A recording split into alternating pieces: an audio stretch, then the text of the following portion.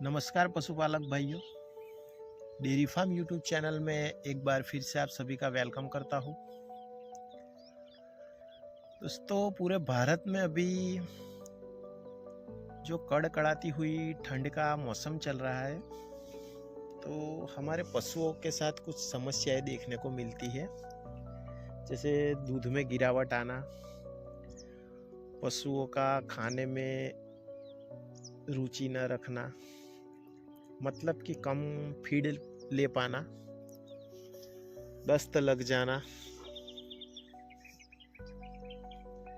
तो ये सब समस्याएं काफ़ी हद तक अगर हम मैनेजमेंट में कुछ बदलाव मौसम को देखते हुए करेंगे तो ये समस्या से हम अच्छा खासा कंट्रोल कर सकेंगे।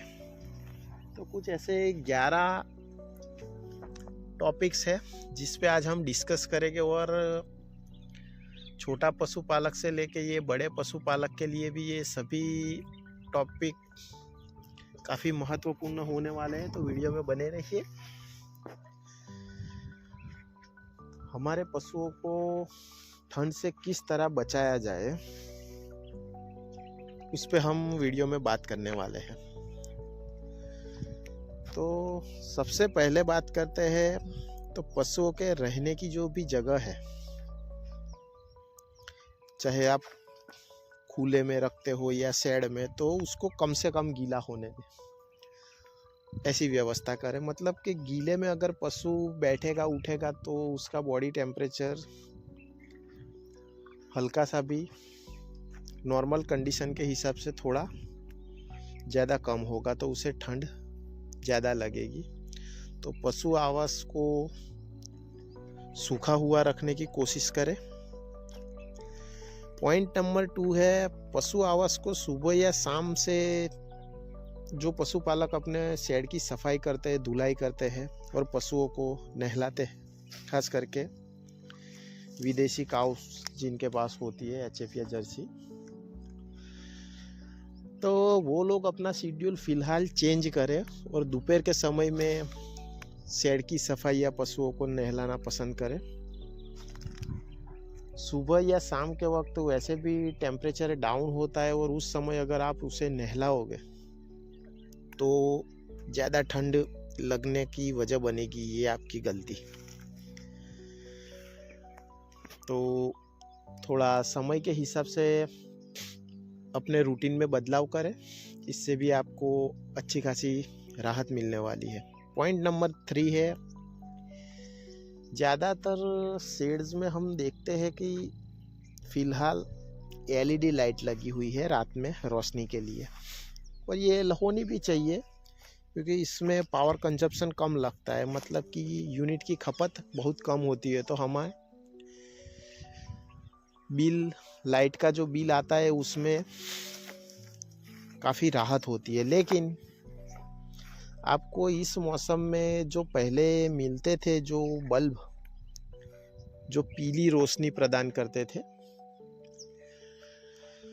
ऐसे बल्ब लगाने हैं 100 से 150 वाट के आसपास के। तो उससे रात के समय में एनिमल को थोड़ी बहुत गर्मी मिलती है। तो ये जो अभी मौसम है, ये शायद 1 या 2 महीने तक ये चलेगा, ज़्यादा ठंड वाला। तो इतने समय के लिए आप ऐसे बल्ब की व्यवस्था कीजिए। थोड़ा बहुत आपका लाइट बिल का खर्चा बढ़ेगा, लेकिन रात में पशुओं को काफ़ी राहत हो जाएगी। तो एलईडी लाइट की जगह आप पीली रोशनी देने वाले बल्ब लगाए। पॉइंट नंबर 4 है, पशु के पीने का पानी ताज़ा होना चाहिए, ठंडा नहीं होना चाहिए। क्योंकि अगर मानो कि शाम के समय अगर जो पशु ठंडा पानी पी लेगा तो मतलब पूरी रात उसको ठंड ज़्यादा लगने वाली है। तो मैनेजमेंट ऐसा करे कि पानी का टेम्परेचर डाउन ना हो, ऐसा पानी की उसके सामने रखे। ठंडा पानी नहीं होना चाहिए, ताज़ा पानी पीना है। पॉइंट नंबर 5 की बात करेंगे तो पशु आवास को दिन के समय में थोड़ी बहुत धूप मिले पशुओं को, कुछ ऐसी व्यवस्था कीजिए जिससे रात में अगर उनको ज़्यादा ठंड भी लगी है तो सूरज की रोशनी के संपर्क में आने से उनको थोड़ी राहत हो जाती है। तो अगर आपके शेड में सीधी धूप एंटर नहीं होती और आपके नज़दीक में कोई एरिया है जो जहाँ पे आप पशुओं को दिन में निकाल सकते हो और ऐसी कोई सुविधा हो सकती है तो वो मैनेज करें। दिन में थोड़ा टाइम उन्हें धूप जरूर खिलाए। नंबर 6 पॉइंट की बात की जाए तो गाभिन पशु को दिन का 50 ग्राम, और जो गाभिन नहीं है, मिल्क दे रहे हैं या हीपर है, ऐसे एनिमल को आप 100 ग्राम तक देसी गुड़ आता है जो गन्ना से बनाया जाता है वो ज़रूर दीजिए। वो थोड़ा बहुत गर्मी प्रदान करेगा। ज़्यादातर पशुपालकों में ये भ्रांति बनी हुई है कि गुड़ बहुत गर्म होता है तो उससे हमारा गाभिन पशु को नुकसान हो जाता है, लेकिन ऐसा नहीं होता। उसके बॉडी वेट के हिसाब से 50 ग्राम गुड़ अगर दोगे आप पर डे तो गाभिन पशु के लिए भी वो फ़ायदा पहुंचाता है, ना कि नुकसान। तो ये बात आप अच्छी तरह से समझे। तो आप थोड़ा बहुत गुड़ खिलाए, उससे भी थोड़े पॉजिटिव रिजल्ट मिलेंगे। पॉइंट नंबर 7 है, शाम के समय आप पशुओं को जो चारा खिला रहे हैं उसमें 2 से 3 किलो चारा प्रति पशु आप सूखा खिलाने की कोशिश करें। हरा चारा सिर्फ दोगे तो ठंड ज़्यादा लगती है, तो इस मौसम के हिसाब से अगर आप सूखा मिला के दे रहे हैं तो कोई बात नहीं है, लेकिन पर्टिकुलर कितने फार्म ऐसे होते हैं जहाँ पे सिर्फ हरा चारा ही दिया जाता है। तो मौसम को ध्यान में रखते हुए थोड़ा अगर मैनेज हो सके तो सूखा चारा एक टाइम भी आप मिला के दें, और ख़ास करके शाम के समय में।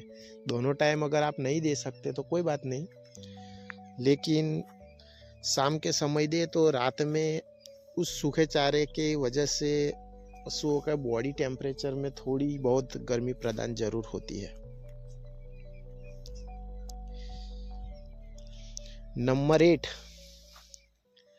रात में पशुओं को सीधी ठंडी हवा ना लगे, उस तरह से अपने पशु आवास को कवर करके रखना है। वो चाहे आपके पशु खुले में बंधे हो, जैसे कि भैंस होती है तो ज़्यादातर लोगों के पास शेड की सुविधा नहीं होती, तो अगर खुला भी है तो भी आप उसको सीधी जो ठंडी हवा चल रही है वो संपर्क में ना आए तो उसको बॉर्डरिंग करें किसी भी तरह से वो एरिया, तो उससे भी पशुओं को काफ़ी राहत हो जाती है। पॉइंट नंबर 9 है, रात में पशुओं को उसकी पीठ के ऊपर आपको सूती कपड़ा या फिर जो कंतान के टाट आते हैं उसको बांध के रखना है, तो उससे भी उसके बॉडी टेम्परेचर पे काफ़ी थोड़ी बहुत ठंड कम करने में आसानी हो जाती है। तो कम पशु है तो ऐसा भी अगर आप मैनेज कर सकते हो, उससे भी पशु को थोड़ी बहुत हेल्प मिलेगी ठंड के सामने। नंबर 10 है, मिनरल मिक्सर अवश्य दे। एनिमल जब भी स्ट्रेस में होता है और उस वक्त अगर आप फीड में गलती करते हो तो वो स्ट्रेस बढ़ जाती है, तो ये एक स्ट्रेस का ही मौसम गिना जाएगा। ऋतुओं में जो बदलाव होता है वो, तो मिनरल मिक्सर दोगे तो आप एक सपोर्टिव फीड आप उसको दे रहे हैं, उसके पॉजिटिव साइन मिलते हैं आपको। तो मिनरल मिक्सर अवश्य दे। ज़्यादा जो मिल्क कर रहे हैं एनिमल, ऐसे पशुओं को अगर ऐसे मौसम में मिनरल मिक्सर नहीं मिलता तो वो भी ज़्यादा ठंड महसूस करेंगे, तो हो सके तो मिनरल मिक्सर भी दे। और लास्ट पॉइंट है 11 नंबर, पशुओं के बाल ना काटे। तो कई बार पशुपालक ऐसी गलती कर जाता है, तो खास करके भैंसों में इस वक्त अगर आप बाल काटोगे तो उसे बहुत ठंड लगेगी, सीधी स्किन पे इफेक्ट होती है। तो ये गलती ना करें, पशुओं के बाल काटने की गलती नहीं करनी है हमें। और जो फार्म बड़े और खुले में अपने एनिमल को रख रहे हैं, तो उनके लिए अगर हो सके तो पराली या भूसा जो बिगड़ा हुआ भी है, वो जहाँ पे पशु घूम रहे हैं, बैठ रहे हैं, वहाँ पे थोड़ा डालिए। तो जो सीधा ठंडी मिट्टी के संपर्क में आते हैं, उससे थोड़ा बहुत वहाँ का टेम्परेचर अच्छा रहेगा, तो उसे बैठने में थोड़ी अच्छी हेल्प होगी और रुचि बनी रहेगी।